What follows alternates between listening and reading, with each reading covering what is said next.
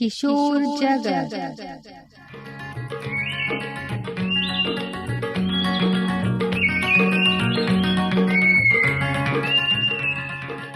राष्ट्रीय शैक्षिक अनुसंधान और प्रशिक्षण परिषद के केंद्रीय शैक्षिक प्रौद्योगिकी संस्थान द्वारा प्रस्तुत है ध्वनि कार्यक्रमों की श्रृंखला किशोर जगत।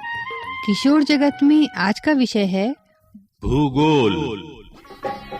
क्या है हमारे चारों चारों चारों, क्या है हमारे चारों चारों चारों। इस कार्यक्रम में अब सुनते हैं एक वार्ता। शीर्षक है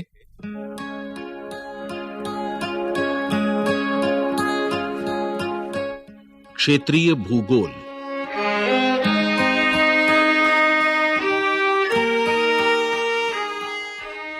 क्रमबद्ध भूगोल के विपरीत क्षेत्रीय भूगोल का प्रारंभ एक या सभी क्रमबद्ध भौगोलिक प्रक्रियाओं द्वारा भूपृष्ठ पर छोड़े गए स्थानिक चिन्हों से निर्मित विभिन्न आकार वाले प्रदेशों के अध्ययन से होता है। प्रदेशों का आधार केवल एक अकेला कारक जैसे उच्चावच, वर्षा, वनस्पति, प्रति व्यक्ति आय तथा साक्षरता आदि हो सकता है। इसी प्रकार बहुकारक प्रदेश भी हो सकते हैं जिनकी रचना दो या दो से अधिक कारकों द्वारा हो सकती है। प्रशासनिक क्षेत्र जैसे राज्य, जिला, तहसील या तालुक और गांव आदि को भी एक प्रदेश के रूप में लिया जा सकता है, जबकि सुविधा के अतिरिक्त इनका कोई अन्य औचित्य नहीं है। योजनाओं तथा विकास के उद्देश्य से विशिष्ट प्रदेशों का भी निर्माण किया जा सकता है।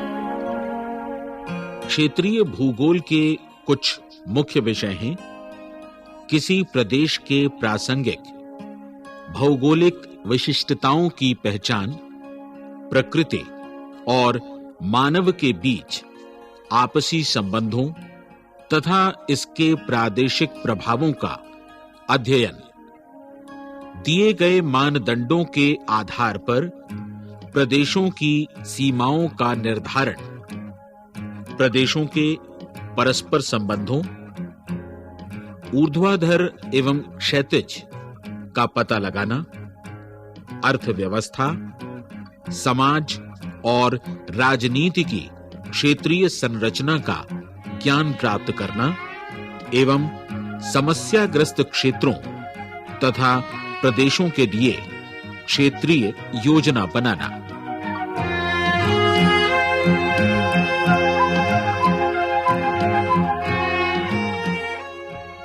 क्षेत्रीय भूगोल की प्रमुख उपशाखाएं हैं प्रादेशिक अध्ययन, प्रादेशिक विश्लेषण, प्रादेशिक विकास तथा प्रादेशिक योजना, जिसमें क्षेत्र तथा समुदाय योजना शामिल हैं।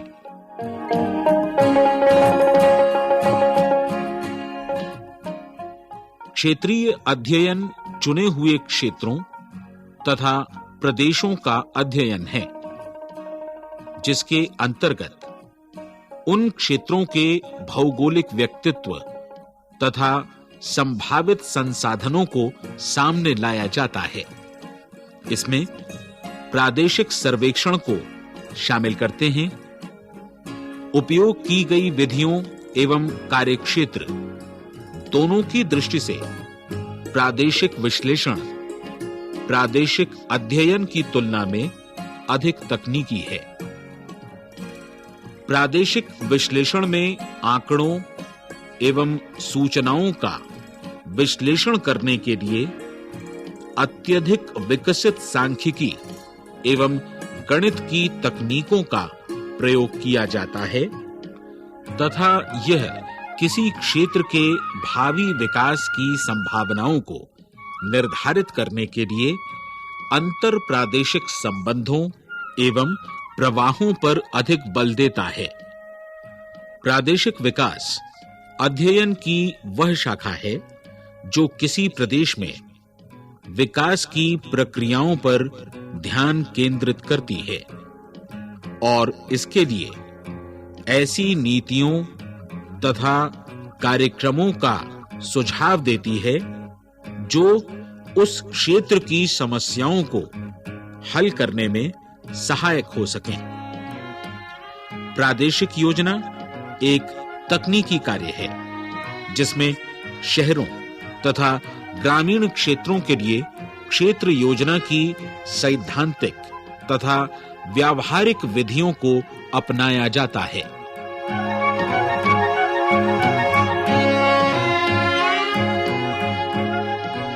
सारांश में यह कहा जा सकता है कि भूगोल अध्ययन का ऐसा मिश्रित क्षेत्र है जो अपने विषय सामग्री के स्थान पर अध्ययन विधि तथा दृष्टिकोण के लिए जाना जाता है। यह भूपृष्ठ की स्थानिक संरचनाओं और उनका मानव जीवन तथा उनके रहन सहन पर पड़ने वाले प्रभावों का अध्ययन करता है। इस प्रकार भूगोल की ये उपशाखाएं संपूर्ण न होकर केवल सूचक मात्र हैं। इसकी उतनी ही शाखाएं हो सकती हैं जितनी समस्त भूपृष्ठ अथवा इसके किसी भाग की संरचनाओं और उनके वर्तमान और नए उभरते प्रतिरूपों के कारणों और परिणामों के बारे में किसी सार्थक वैज्ञानिक निष्कर्ष पर पहुंचने के लिए अध्ययन की जाने वाली विषय सामग्री।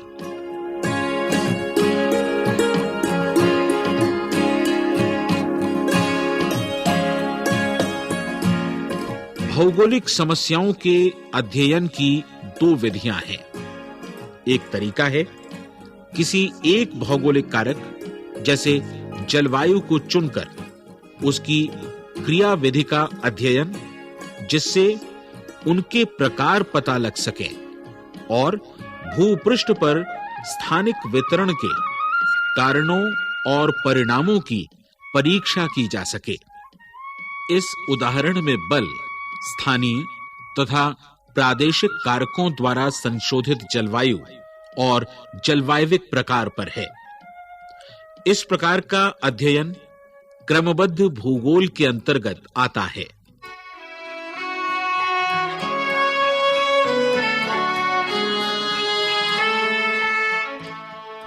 इसके विपरीत हम किसी प्रदेश से प्रारंभ कर सकते हैं। उदाहरण के लिए भारत का कोई राज्य अथवा किसी नदी बेसिन को लें और फिर इसकी अद्वितीयता को समझने के लिए, इसकी समस्याओं का पता लगाने के लिए तथा उनके समाधान के लिए नीतियां तथा योजनाएं प्रस्तुत करने के लिए इसका अध्ययन विभिन्न पहलुओं से करें। इन दोनों ही विधियों में प्रदेश समान रूप से अध्ययन का केंद्र बिंदु है। भूपृष्ठ के स्थानिक संरचना के कारणों और परिणामों का वैज्ञानिक अध्ययन भूगोल का क्रोध है।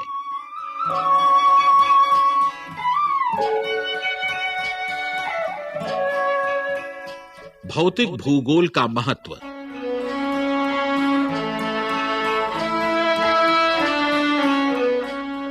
इसमें उन सभी तत्वों को सम्मिलित किया गया है जो प्राकृतिक हैं। स्थलमंडल, वायुमंडल, जलमंडल एवं जैवमंडल। स्थलमंडल में भू आकृति शामिल है। वायुमंडल का संबंध जलवायु से है। जलमंडल जल लक्षणों का अध्ययन है और जैवमंडल का संबंध सभी जीवंत वस्तुओं जैसे पेड़ पौधे, पशुओं, सूक्ष्म जीवों और मनुष्यों के अध्ययन से है। मृदा भौतिक भूगोल में अध्ययन किए जाने वाले इन चारों तत्वों या मंडलों का उत्पाद है।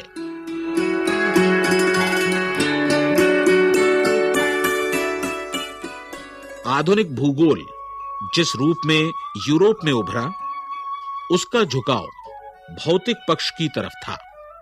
यह परंपरा लगभग 19वीं शताब्दी के अंत तक चलती रही। उपनिवेशवादी युग में मानव आचरण को निर्धारित करने वाले कारक के रूप में भौतिक पर्यावरण पर अत्यधिक बल दिया जाता रहा, लेकिन इसके विरुद्ध भी आवाजें उठती रहीं, विशेषकर फ्रांस और संयुक्त राज्य में, जहां भौगोलिक प्रतिरूपों को पृथ्वी के भौतिक आधार पर कार्यरत मानव मस्तिष्क की उपज समझा गया, न कि मानव पर कार्यरत प्रकृति की देन।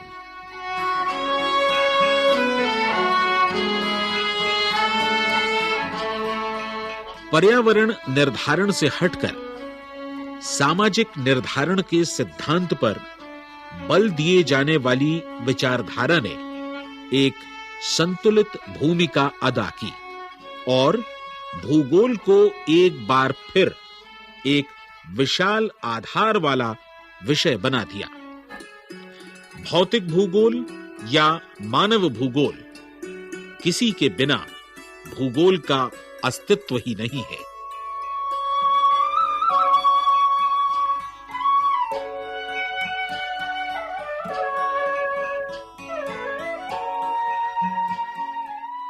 किशोर जगत इस श्रृंखला में अभी आप सुन रहे थे ये कार्यक्रम।